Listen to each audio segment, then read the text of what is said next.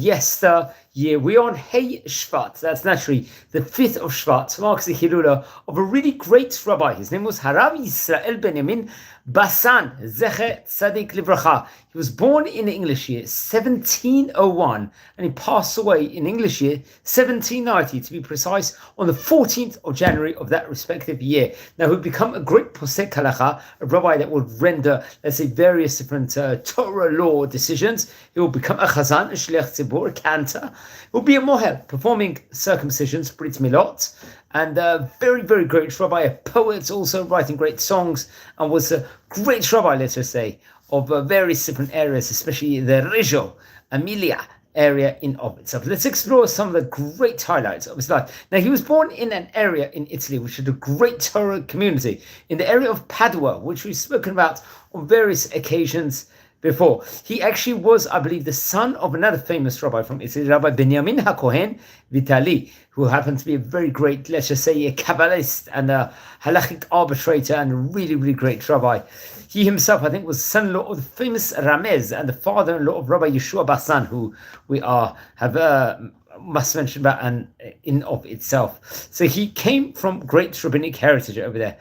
And it's actually interesting, at young age, especially 18 years of age he was, I think, let's just say, given the title as a Chaver by, I believe, his grandfather, which is very, very prestigious title in of itself to get. Come what the year 30, he was 30 years of age. He was also given this title as a Ma'alot Moreno Harab, very prominent title to be given, especially in Padua, which was, let's say, the bastion of the Torah areas in that specific day in of itself. Very, very interesting and very great positions. And these different ordinations were very, let's just say, in of itself, very highly esteemed and highly respected. I believe when he was 26 years of age, he would get married to his wife, Tova, Rabbanit Tova. She happened to be the daughter of another great rabbi over there, respectively. The great rabbi's name, who he was, I believe, was named Harav Menachem Karko Via, I believe. And very, very interesting. Yeah, and he was very close, I believe, with the Ramchal, the famous Rabbi Moshe Chaim Luzzatto, another great rabbi we've spoken about before. He's one of the great rabbis and great Torah authors in Jewish history, without a doubt, and we mentioned him on various occasions before. And I believe they would write, let's say, some sort of play called the Migdal Oz, very famous and very well documented about this specific play in of itself, this or production, you could say, in of itself, the Tower of Oz. I think there was a special event. And then I believe after his grandfather passed away, the family would actually move to an area of the Reggio Emilia at that stage in time, which was very, very, he would actually come in and take on very important positions inside there. I believe, come with the Hebrew, Heitav Tzadik Tet. I believe his father passed away. He would be appointed, let's just say, the head rabbi in his stead, in that specific. He would be now, let's say, have the pinnacle rabbinic authority position in that specific area. And it's actually interesting. Many, many great dignitaries and many great rabbis would visit him, including the famous Chida, Rabbi Chaim Yosef David Azulay. I believe in the Hebrew, Hey Tav Kuf Yud Gimel. I believe he would even visit him in his house. Very prestigious, let's just say, and very, very magnificent. Very magnificent that this actually occurred.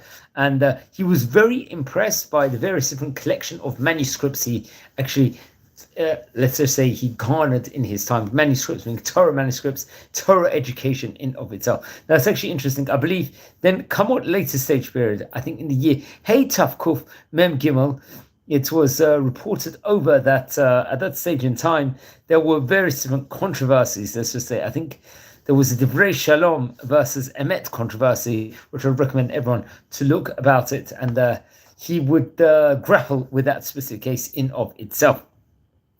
I think it was connected to Naftali Hertz Weizad. I hope I pronounced his name correctly. Okay, and he passed away, I believe, he was around 90 years of age when he passed away in the Hebrew year. Hey Tav Kuf Vav, I believe, or Hey Tav Kuf Kuf Nun Sofit, it was.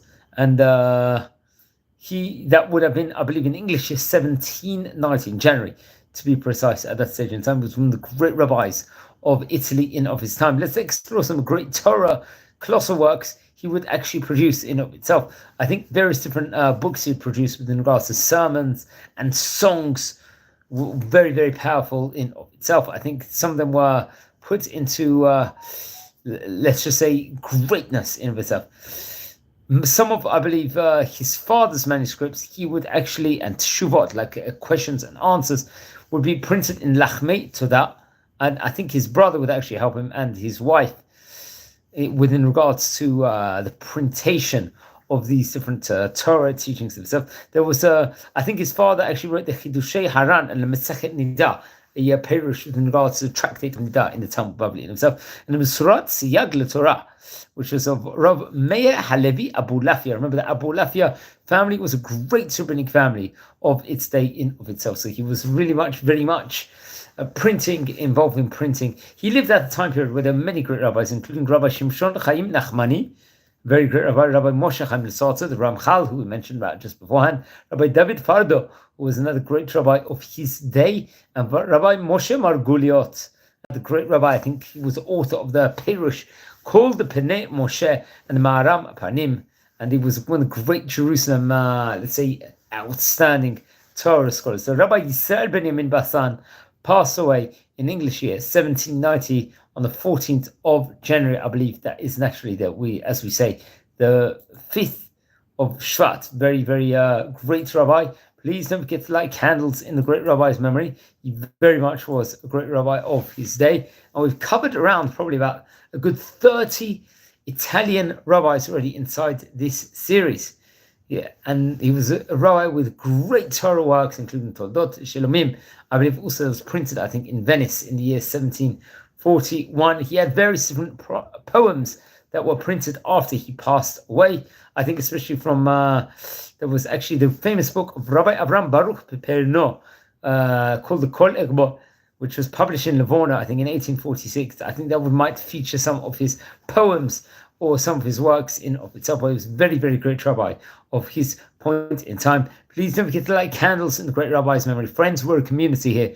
We are learning about the great Chachamim of yesteryear. If you happen to be related to any of the great Chachamim, please send me an email. I would love to hear more information. If you haven't subscribed already, please subscribe. Watch over the previous videos we've covered on the great Chachamim. And also, if you feel anyone will be interested in watching them, share the videos to other people. And we're a community. Please subscribe to the channel and don't forget to light candles in the great rabbi's memory here on his Hilula.